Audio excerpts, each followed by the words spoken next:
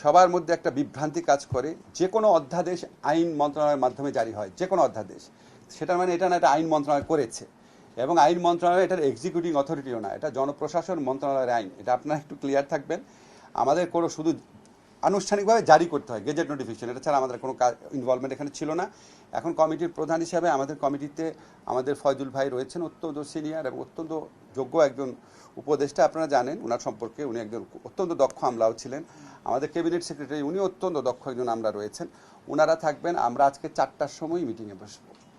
আমরা মিটিংয়ে বসে আমাদের সরকারি কর্মচারী ভাইরা আমাদের যে দাবিগুলো দিয়েছিল, কাগজগুলো আমার কাছে আছে, সেগুলি আমরা কি কি বিবেচনা করব, কিভাবে করব সেটা ঠিক করব।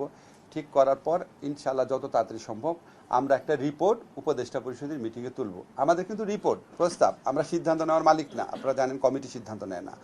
তো আমি আমাদের যারা সরকারি কর্মচারী ভাইরা আছে, ভাইদের কাছে একটু অনুরোধ করব, আপনারা যদি একটু ধৈর্য ধরে কর্মসূচি দেন ভালো হয়। দেখেন না, আমাদের কমিটির কাজ যদি পছন্দ না হয় তাহলে দেন, বা আপনারা মানে মানে আপনাদের এই সচিবালয় কার্যক্রমে বিঘ্ন সৃষ্টি না হয় সেরকম আপনার বিবৃতি দিতে চাইলে বিবৃতি দেন, আপনারা আমাদের সাথে মিটিং করেন, কিন্তু সরকারি কাজে যেন ব্যাঘাত সৃষ্টি না হয় এটা যেন একটু কাইন্ডলি লক্ষ্য রাখেন।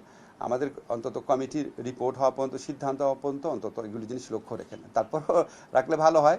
কিন্তু আমাদের কমিটি কাজটা না হওয়া পর্যন্ত একটু লক্ষ্য রাখবেন। আশা করি সরকারি কাজে যেন ব্যাঘাত না হয়, মানুষের যেন দুর্ভোগ না হয়।